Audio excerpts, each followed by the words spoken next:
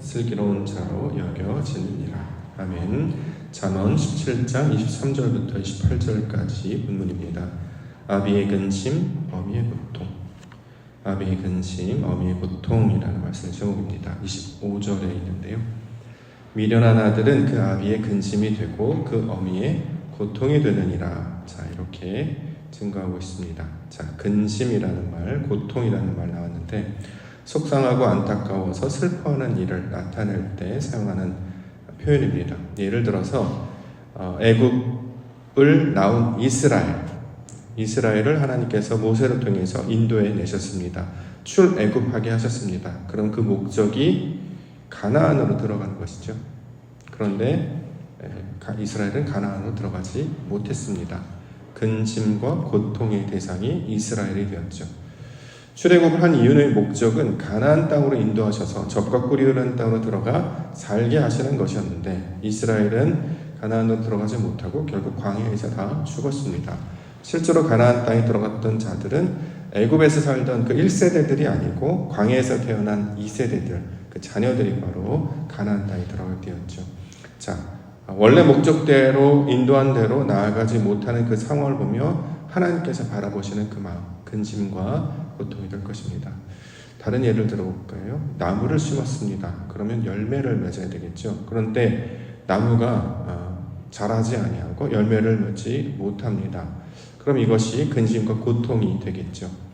자, 이처럼 기대했던 바, 예상했던 바, 어쩌면 순리라고 생각했던 그 과정으로 나아가는 것 있는데 그렇게 되지 아니하는 모습을 보게 됐을 때, 자, 이것이 바로 근심의 내용이요 고통의 내용이 되는 것입니다.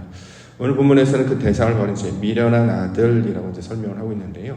아들, 당연히 아버지를 닮아야 되겠고 어머니의 가르침을 받아야 할 것입니다. 그런데 아버지를 닮지 않는 것 같습니다. 또 어머니의 가르침을 받지 않는 것 같습니다. 그래서 그것이 근심이 되고 고통이 되었다라는 거죠. 원래 우리가 의도한 대로, 기대하는 대로, 순리대로, 예상하는 대로 나아가지 못했을 때, 자, 이것을 근심과 고통으로 이야기하는데, 자, 그러할 때 어떻게 해야 되는가? 우리는 고민에 빠질 수 있고 또 이거 기도의 제목이 될 수 있는데요. 오늘 본문에서는 크게 두 가지 이야기하는데 하나는 하나님의 것을 찾고 또 하나는 이제 말을 아끼는 것, 이렇게 두 가지 내용으로 살펴보려고 합니다. 첫 번째 23절과 24절. 악인은 사람의 품에서 뇌물을 받고 재판을 굽게 하느니라. 지혜는 명철한 자 앞에 있거늘 미련한 자는 눈을 땅끝에 두느니라. 자, 재판을 할 때 공정하게 해야 되는 것이죠. 이건 뭐 너무나 당연한 것 아니겠습니까? 그런데 이상하게도 재판이 굽게 되는 삐뚤어지는 내용들을 우리가 간간히 보게 됩니다. 왜 그런가 봤더니 뇌물을 받은 것이다. 실제로 악인들이 있다. 이렇게 이야기하게 됩니다. 가끔 가다가 이제 그 교통사고 영상들을 모아놓은 프로그램 있잖아요. 그래서 이제 사고가 이제 탁 나요. 되게 안타깝습니다. 근데 이제 보면 제가 생각할 때는 누가 잘못한 것 같은데 그렇게 판단이 안 되죠. 분명히 갑자기 뭐 이렇게 나타난다거나 뭐 신호를 지키지 않았다거나 그러면 당연히 신호를 지키지 않은 사람한테 책임이 있을 것 같은데 결론이 어떻게 나냐면 뭐 몇 대 몇이다. 저게 가능한 것인가 이런 게 의아할 때가 있습니다. 우리의 생각이나 예상은 당연히 이렇게 되어야 되지 않을까라고 하는데 잘 되지 않는 것이죠.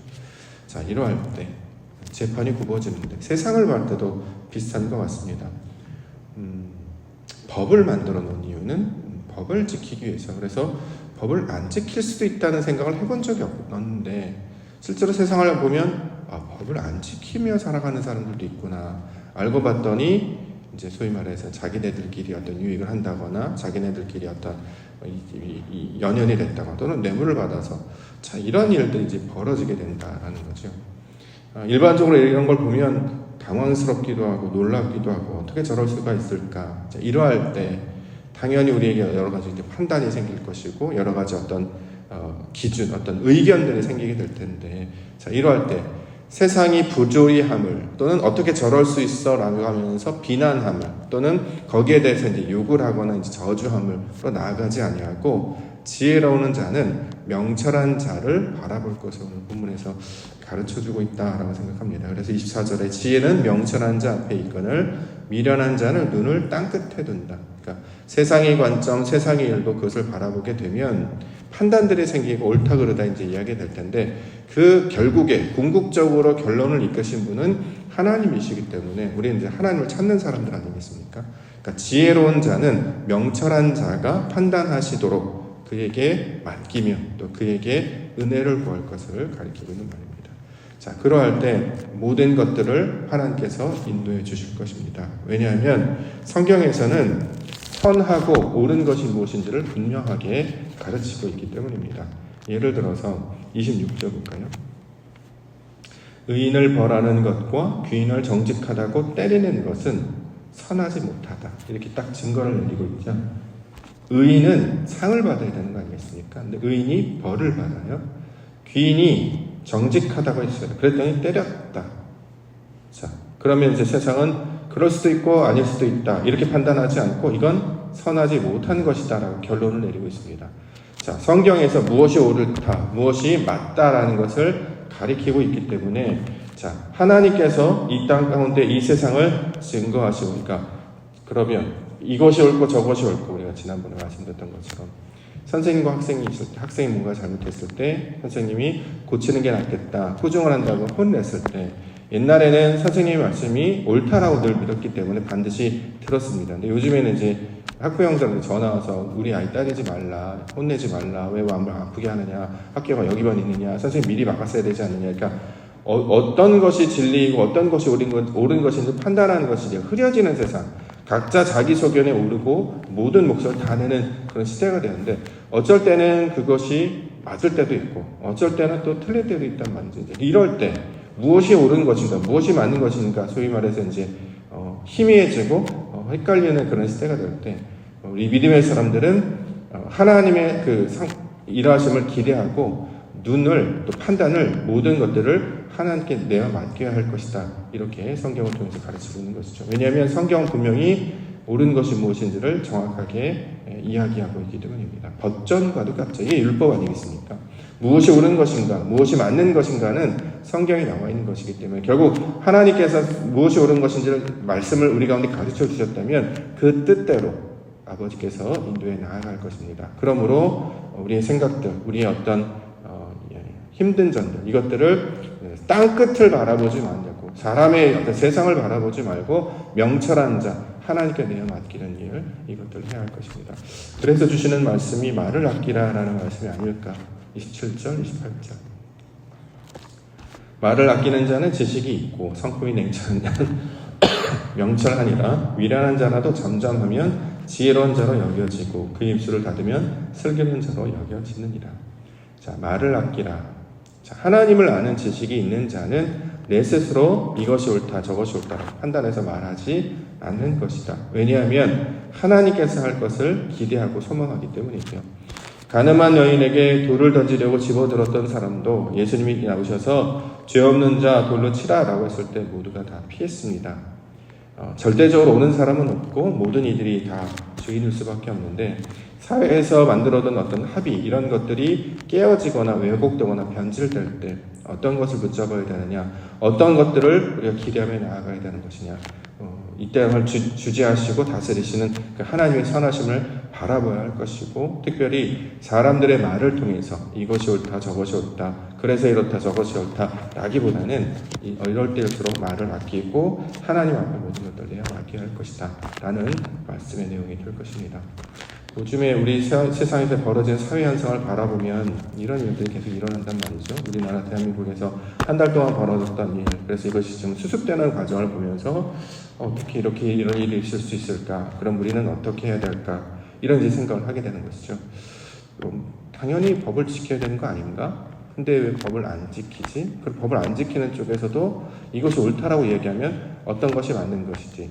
또 한편에서는 명령이 떨어졌어요. 근데 그 명령대로 하지 않아요. 그것으로 말미암아 또 옳은 결과로 나타날 때도 있단 말이죠. 자, 사람들이 이렇게 해놓은 것들이 무엇이 옳은 것인지 무엇이 잘못된 것인지 시간이 좀 지나봐야 할 것인데 여기에 따라서 이것이 맞다 저것이 맞다라고 하기보다는 하나님의 것을 우리가 함께 바라보면서 그가 하실 것을 기대하는 모습이 필요하지 않을까라는 생각을 해보게 됐습니다. 왜냐하면 이걸 이제 어떤 철학자는 철학적 고통이라고 이제 표현을 하더라고요. 원래 되어야 될 것들이 되지 않아서 고통스러워하는 것. 우리가 그동안은 이런 일들을 생각해 본 적이 없어요. 왜냐하면 당연히 그렇게 할 것이기 때문에. 자녀들은 당연히 부모를 닮고 부모의 가르침을 받을 것이라는 걸 너무나 순리적으로 배웠는데 그렇지 않은 세상이 있단 말이죠. 그럼 어떻게 해야 될 것인가? 그래서 나타난 근심과 고통이 나타날 때 그러면 어떤 이런 방법을 취할 것인가 저렇게 말을 할 것인가 라기보다는 지혜로운 자에 하나님의 뜻을 구하고 오히려 말을 아끼며 기도 가운데 나아가는 것. 이것이 방법이 되겠다라는 이야기를 이 말씀을 통해서 교훈을 받았습니다. 동일한 일이 교회 안에서도 저는 일어난다고 생각합니다. 당연히 해야 되지 않을까? 당연히 이런 일들이 나타나지 않을까?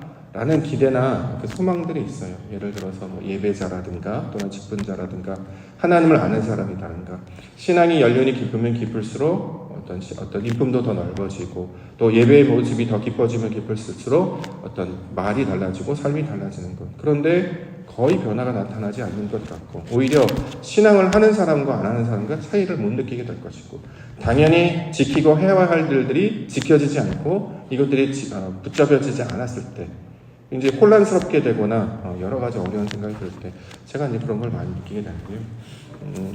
간단한 예로 보면 저도 이제 여러 교회를 계속 섬기면서 왔기 때문에 3년 단위 의도한 건 아니었습니다만 거의 한 3년이나 3년 반 정도의 기간으로 이제 큰 교회부터 이제 작은 교회를 이제 쭉 지켜왔기 때문에 대한민국에 있는 교회들의 어떤 보편적인 신앙의 모습들이 어떠한지를 이제 쭉 익히면서 배우면서 살았단 말이죠.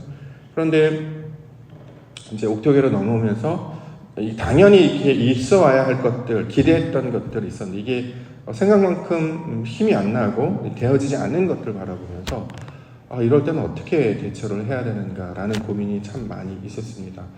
이것이 이제 목회자로서 저의 근심이고 어떻게 보면 이제 이것이 신앙적 고통이라고 생각이 되는데 그래서 지금까지 해왔던 방식은 오히려 말씀에 더 집중하고 그리고 기다리는 것.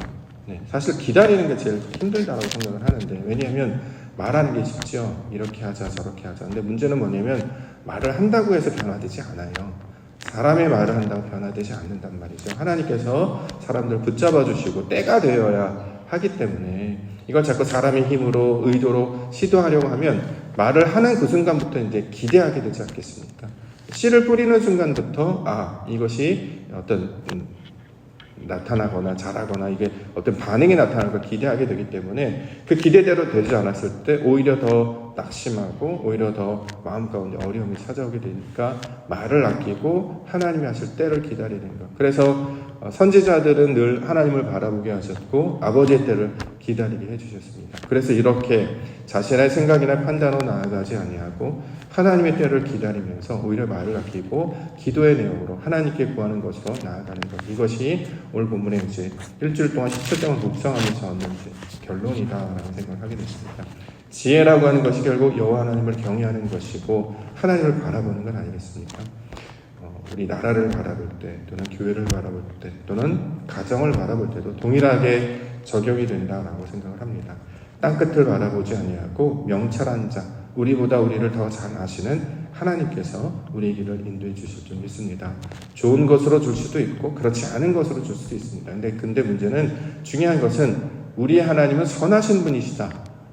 의인을 의롭다 여기게 하시고 또 그렇지 않은 자를 고치시는 분이 우리 하나님이시기 때문에 그의 선하심을 바라보며 하나님의 뜻을 바라며 나아갈 것을 가리키고 있습니다. 더 나아가 말을 아끼라 이런 말로 우리가 권면하고 있기 때문에 여기서 이제 하는 말은 하나님의 말이라기보다는 결국 자기 욕심이나 자기 욕망의 말을 할 가능성이 높죠.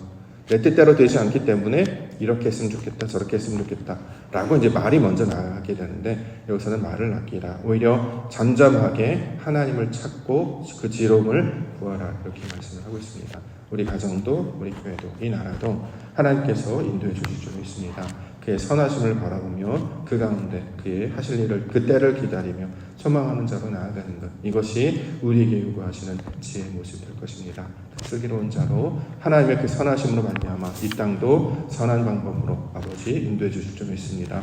우리 교회도 하나님의 선한 방법으로 채워주시고 이끌어 주실 줄 믿습니다. 우리 가정도 하나님의 뜻대로 때를 따라 그 선한 방법으로 인도해 주실 줄 믿습니다. 그 선하신 하나님의 인자하심을 바라보며 그의 긍휼하심을 구하며 말을 아끼며 기도의 목소리로 하나님 앞에 나아가시는 이 기도의 시간 되기를 주님의 이름으로